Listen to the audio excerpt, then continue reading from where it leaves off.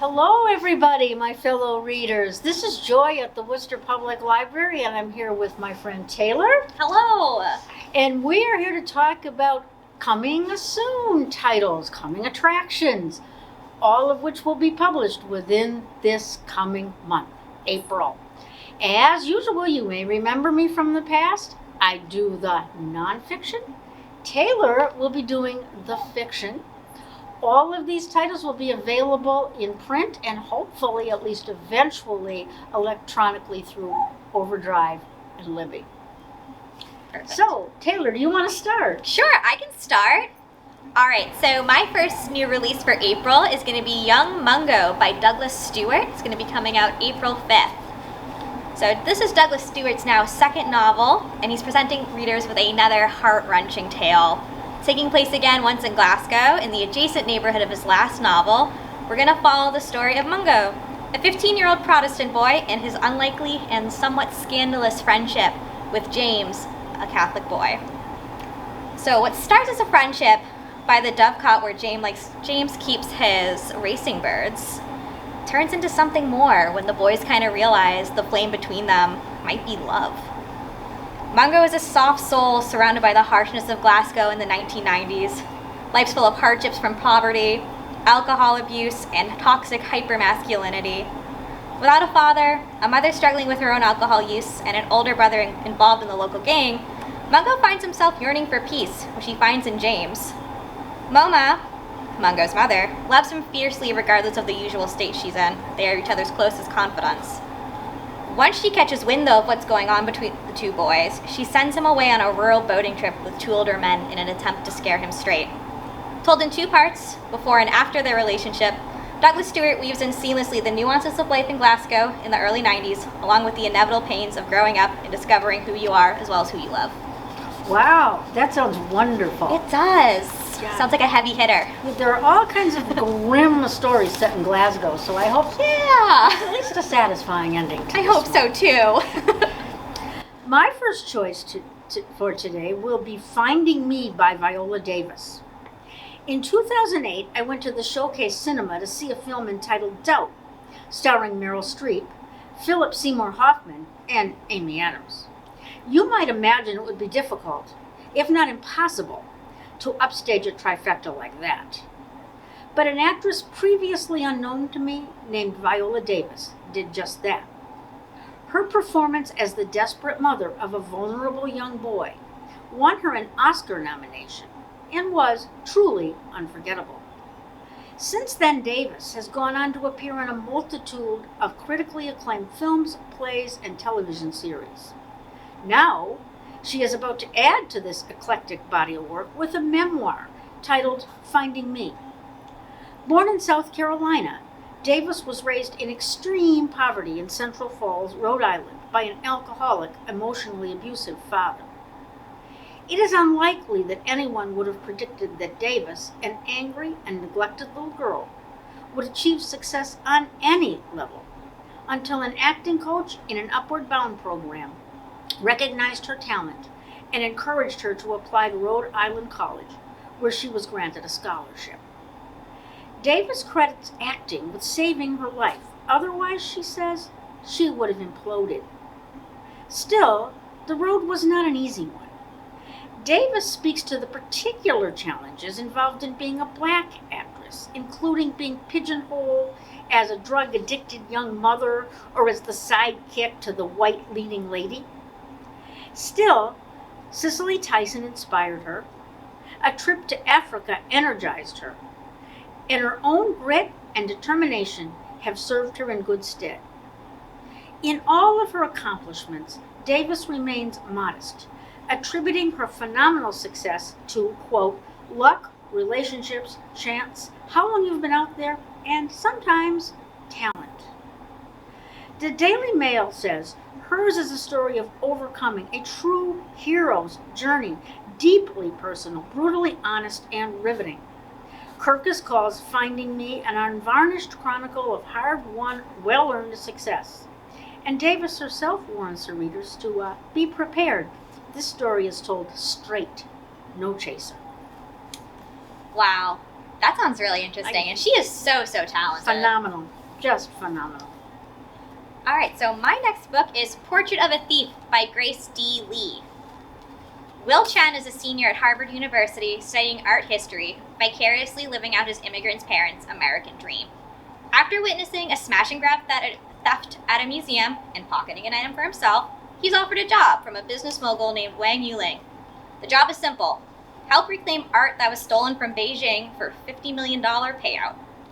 Accepting the offer, Will finds himself in charge of a small team with their own skill set and varying relation back to their Chinese heritage. Each of these members has their own complicated relationship and history with their identities as Chinese Americans. Lee's artistry at painting the portrait of the Chinese diaspora.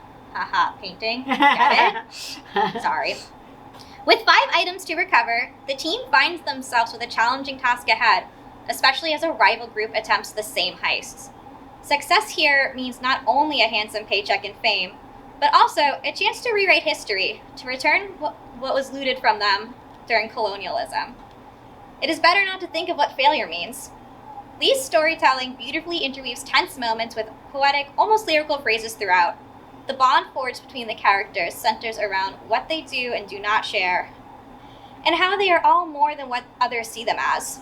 Lee is also careful to touch upon the history of art, such as where and when does ownership really begin? How thin is the line between owning and stealing? Told in multiple viewpoints, this story never feels stale and keeps the reader wanting more. Another good one. Yeah, I'm very excited for this one personally. I think out of my 3, that's the one. This is the one I'm going to recommend. Well, my next choice is Bomb Shelter: Love, Time, and Other Explosives by Mary Laura Philpott. When writer Mary Laura Philpott's teenage son had a grand mal seizure and was diagnosed with epilepsy, she, perhaps not surprisingly, plunged into a state of acute anxiety. This was nothing new. Philpott has struggled with paralyzing anxiety much of her life.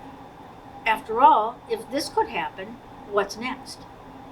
Philpott, the author of a previously published collection of essays entitled I Miss You When I Blink, describes her state of mind this way, quote, "Every joy, every loved one, every little thing I got attached to, every purpose I held dear, each one has a stick of dynamite strapped to the rest. The longer I lived, the larger this combustible pile grew. I was in awe of my good fortune, but was also aware that it could all blow up in an instant, flipping me head over heels into the air, vaporizing everything." Wow. What keeps Philpott's work from being unrelentingly depressing, however, is her ability to balance pervasive darkness with light, existential dread with hope, fear of loss with love of life. Perhaps most surprisingly, the Atlantic reviewer says that Philpott is, get this, consistently hilarious. Bookpage named Bomb Shelter one of the most anticipated nonfiction books of the year and calls it a perfect choice for 2022. Kirkus reminds us that while the problems that Philpott chronicles are admittedly first world problems, hey, they're still problems. And finally, PW says, this quirky work has a lot of heart. Wow, it sounds like it. It's always great when, people can still stay lighthearted No, yeah. in the toughest situations like that. Because when you think about that paragraph, I mean, it almost paralyzes me with anxiety.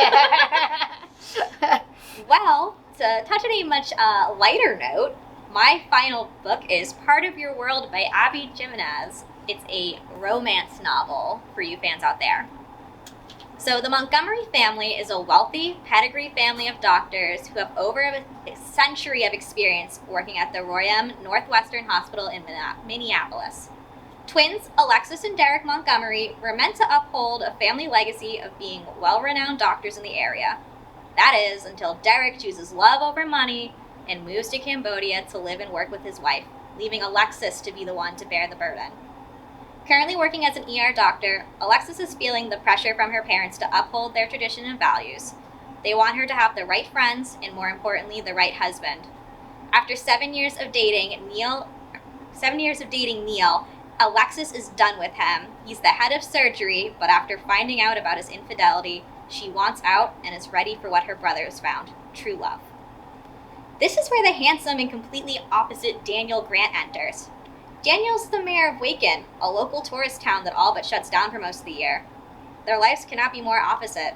Rough, rugged, and tattooed, Daniel's down to earth and involved in his community. Alexis is rich, entitled, and she wants for nothing. Not your typical romance meet-cute, though.